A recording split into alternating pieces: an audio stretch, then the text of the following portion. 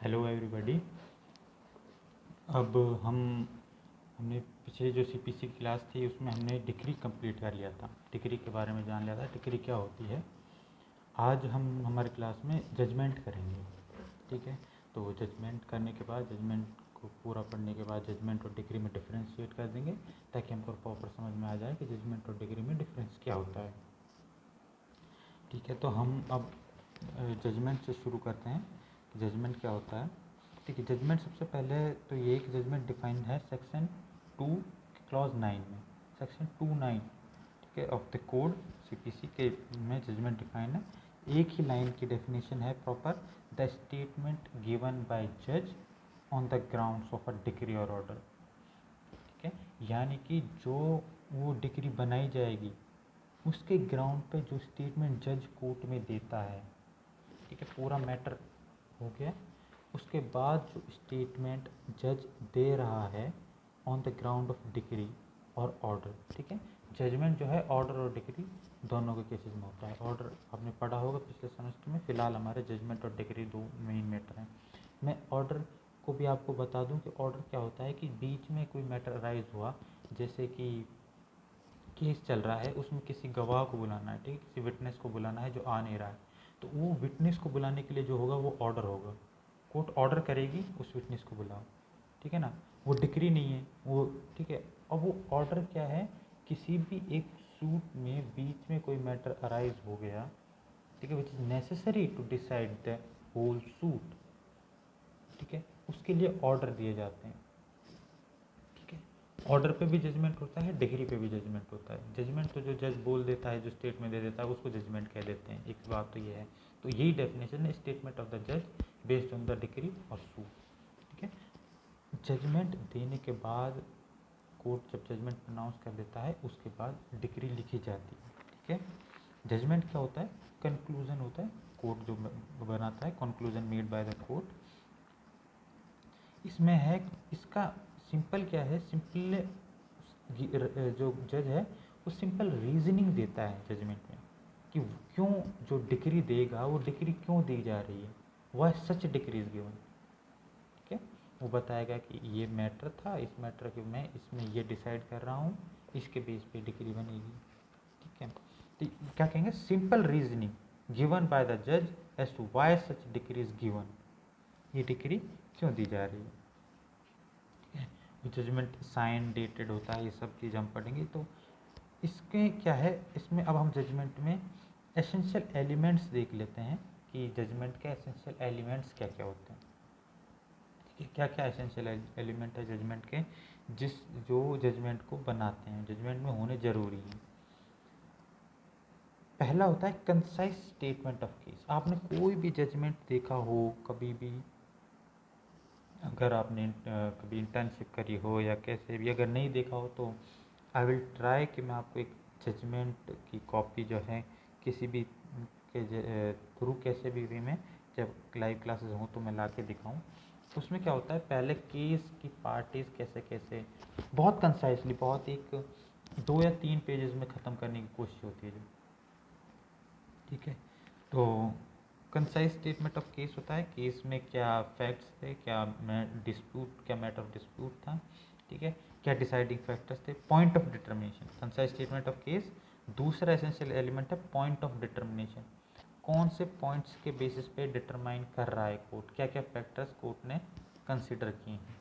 तीसरा होता है डिसीजन ऑफ कोर्ट, कोर्ट ने फिर क्या डिसाइड किया है, ये क्या डिसीजन दिया है। और चौथा आता है रीजंस ऑफ सच डिसीजन, क्या रीज़न है, ठीक है। सबसे पहले केस पूरा, फिर उसके बाद पॉइंट ऑफ डिटर्मिनेशन, उसके बाद डिसीजन, उसके बाद रीजनिंग ऑफ द डिसीजन। चार जो हैं ये इंपॉर्टेंट एसेंशियल एलिमेंट है ऑफ अ कोर्ट जजमेंट, ठीक है। तो जजमेंट के चार एसेंशियल एलिमेंट्स हैं। जजमेंट क्या होता है वो हम समझ चुके हैं।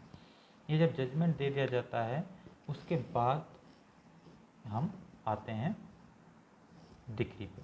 उसके बाद डिग्री क्रिएशन होती है, डिग्री का हम पढ़ चुके हैं, डिग्री बनती है, डिग्री के क्या एसेंशियल एलिमेंट्स होते हैं, ठीक है। उसके बाद डिग्री चलती है। अब जजमेंट और डिग्री में हम डिफ्रेंशिएट करेंगे, लेकिन उससे पहले हम पढ़ेंगे ऑर्डर 20। सीपीसी में आपने पिछले सेमेस्टर में ऑर्डर्स पढ़े होंगे, ठीक है।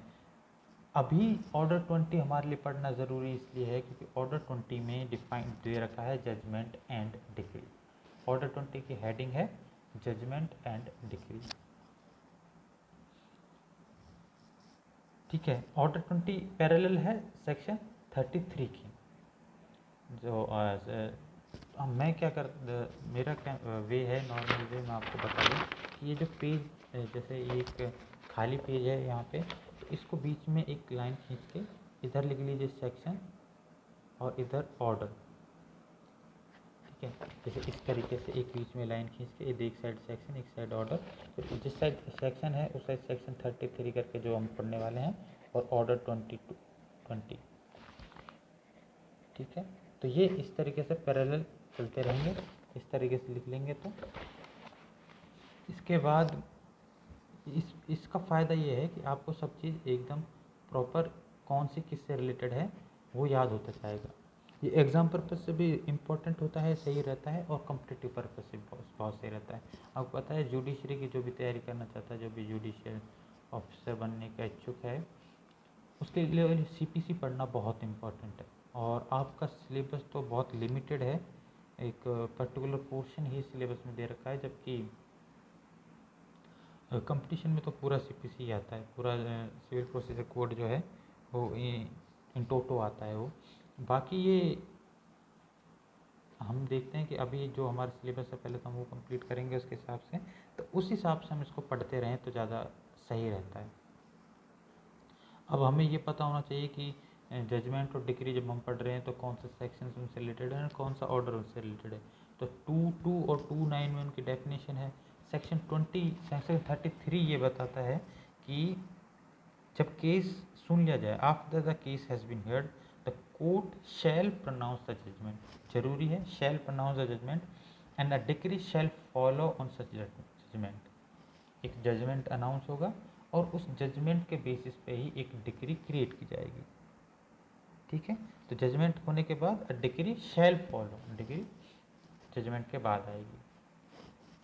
ये क्लियर है, ठीक है। तो सेक्शन 33 में बताया गया है कि पहले जजमेंट अनाउंस करेगी कोर्ट और उसके बाद डिक्री आएगी, ठीक है। इसे चलता रहेगा।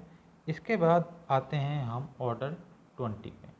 ये सब पढ़ने के बाद जब हमारा ऑर्डर 20 हो जाएगा, तब ऑर्डर 20 हो जाएगा, उसके बाद हम देखेंगे कि डिक्री और जजमेंट में डिफरेंस क्या है, what is the difference between decree and judgment, है ना। तो इसके लिए सबसे पहले हम जजमेंट कर चुके हैं, जजमेंट क्या होता है हम ये भी कर चुके हैं, डिक्री क्या होती है, ठीक है। ऑर्डर 20 में जो सबसे पहली बात कही गई है वो ये कही गई है कि जजमेंट जो है, ऑर्डर्स में जो रूल्स हैं, तो रूल फर्स्ट कहता है कि जजमेंट ओपन कोर्ट में होगा। Judgment should be pronounced in open court, ठीक है। ओपन कोर्ट क्या होती है, जहाँ पे सब लोग बैठे रहते हैं। दो तरह की कोर्ट बैठती है, एक ओपन कोर्ट और एक प्रोसीडिंग्स इन कैमरा, ठीक है। तो उसमें क्या होता है कि उसमें तो आप ओपन कोर्ट में तो सभी को वो प्रोसीडिंग्स देखने की इजाज़त होती है, सब देख सकते हैं। और एक इन कैमरा प्रोसीडिंग्स होती है जिसमें कोई बहुत लिमिटेड लोग अलाउ होते हैं या नहीं होते हैं, ठीक है। जैसे in rape cases, in mostly criminal cases open court में जजमेंट प्रोनाउंस नहीं होता, लेकिन सिविल केसेस में जो है ये कहता है कि judgment pronounce in open court, judgment open court में प्रोनाउंस होगा, इसमें कोई डिफ़िकल्टी नहीं है, ठीक है। रूल 1 कहता है कि ओपन कोर्ट में जजमेंट प्रोनाउंस होगा। इसके बाद कहता है कि या तो इमीडिएटली, ठीक है, या तो इमीडिएटली जजमेंट प्रोनाउंस होगा या कोर्ट कोई फ्यूचर डेट दे सकते हैं। इमीडिएटली क्या मतलब है, प्रोसीडिंग्स ओवर हुई, कंक्लूसिव स्टेटमेंट हो गया, सब कंक्लूजन हो गया, अब जो है डिसीजन की बारी आ गई, तो कोर्ट या तो मैटर सुनने के तुरंत बाद उसी दिन डिसाइड कर दे कि मैं आज ही डिसाइड करूँगा, या कोर्ट कोई फ्यूचर डेट देगी कि उस डेट पे हम जजमेंट प्रोनाउंस करेंगे, ठीक है। प्रोसीडिंग के बाद उस तुरंत भी अनाउंस कर सकती है या कोई और डे भी दे सकती है। इसके बाद एक जो है ये नया 1976 के अमेंडमेंट में ये ऐड हुआ था, इसमें क्या पहले कोई डेट फिक्स नहीं था कितने दिन डिले कर सकते हैं जजमेंट को। ठीक, इसमें ये कहा गया था कि कोर्ट एंडेवर करे, court must endeavour to do so within 30 days. 30 days की लिमिट इसमें दी गई कि कोर्ट कोशिश करे कि कंक्लूजन होने के बाद केस के 30 डेज के अंदर अंदर जजमेंट प्रोनाउंस कर दे। ठीक है, पहले को केस ख़त्म भी हो जाता था, कंक्लूजन हो जाता था, उसके बाद भी 2-2 साल तक डिसीजन नहीं दिया जाता। एक AKR रॉय का केस था जिसमें हाई कोर्ट ने 2 साल तक डिसीजन नहीं दिया, सब कंक्लूजन हो जाने के बाद भी। तो सुप्रीम कोर्ट ने बहुत ज़बरदस्त फटकार लगाई। उसके बाद ये 1976 का अमेंडमेंट आया। अमेंडमेंट आने के बाद कहा गया कि ये 30 डेज़ की लिमिट ऐड की गई कि 30 दिन में कोशिश करे कि कोर्ट प्रोनाउंस कर दे। ठीक है, जिस दिन हेयरिंग ऑफ केस कंक्लूड हुई हो उसके 30 डेज़ में जजमेंट प्रोनाउंस कर दिया जाए। लेकिन कोई एक्सेप्शनल अगर कोई कंडीशंस आ जाएं, सर्कमस्टांसेस आ जाएं, तो 60 डेज़ में भी कर सकते हैं, लेकिन 60 डेज से ज़्यादा नहीं जाना चाहिए। ठीक है, एक्सेप्शनल सर्कमस्टांसेस, बीमारी फैल रही है, कोर्ट ही नहीं खुल रही है, तो 30 डेज़ में कैसे होगा, है ना भाई। तो ये कोरोना भी एक्सेप्शनल सर्कमस्टांस, इन केसेस में 60 डेज जा सकता है मैटर। ठीक है, उससे ज़्यादा केस में नहीं जाना चाहिए। अगर कोर्ट चल रही है तो, अगर कोर्ट बंद है जैसे कोरोना में तो हो सकता है 4 महीने बंद हो, जजमेंट कैसे प्रोनाउंस होगा। लेकिन कोर्ट अगर चल रही है तो या तो 30 डेज़ में तो कोशिश करें, और अगर एक्सेप्शनल सर्कमस्टांसेस हों तो 60 डेज़ तक जा सकती है, 60 डेज से ज़्यादा नहीं जाएगा। ठीक है, ये इसका बड़ा क्लियर सा फंडा है। इसमें ये बहुत ही क्लियर है, इसमें कोई डिफ़िकल्टी नहीं है कि जजमेंट प्रोनाउंस होगा। ठीक है, या तो उसी दिन या फ्यूचर डेट पे, और फ्यूचर डेट जो है वो 30 डेज से ज़्यादा ना हो। अगर एक्सेप्शनल सर्कमस्टांसेस हो तो 60 डेज हो सकता है। ठीक है, कोई ये दिक्कत नहीं है। इसके बाद हम आगे आते हैं। नेक्स्ट पॉइंट कहता है, अगर रिटन जजमेंट प्रोनाउंस किया है, अगर रिटन जजमेंट प्रोनाउंस किया है तो it is sufficient if the findings of the court on each issue and the final order of the court are read out. ठीक है, यानी कि अगर एक रिटन जजमेंट बनाया है 3-4 पेजेस का, तो कोर्ट के लिए ज़रूरी नहीं है कि एक एक लाइन पढ़ के सुनाए कि पूरा जजमेंट क्या है। उसके लिए क्या ज़रूरी है कि बस जो, अगर उस केस में जितने भी इश्यू थे, 2 थे, 3 थे, 1 था, 5 थे, 6 थे, जितने भी इश्यूज़ थे, उन सभी इश्यूज़ पे जो कोर्ट की फाइंडिंग्स है, कोर्ट ने उन इश्यूज़ पे क्या डिसीजन दिया है, बस वो बता दे, और उसका जो कोर्ट का फाइनल ऑर्डर है वो बता दे। बस इतना ही प्रोनाउंस करने की ज़रूरत है।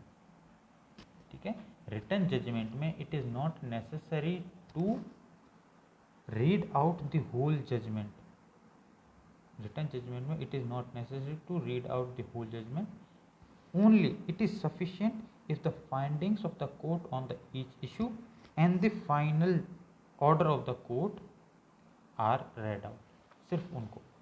ठीक है, हमने 2 पॉइंट पढ़े हैं यहाँ पे, एक तो ओपन कोर्ट में, ठीक है, 30 डेज में, दूसरा रिटन अगर जजमेंट है तो रिटन जजमेंट में क्या कर रहे हैं, एक प्रॉपर पॉइंट है, उसमें पूरा पढ़ने की ज़रूरत नहीं है, ओनली पॉइंट्स ऑफ इशू को और फाइनल ऑर्डर को आप रीड आउट कर दो। ठीक है, कोई दिक्कत नहीं है। नेक्स्ट हम आते हैं रूल 3, इम्पॉर्टेंट है।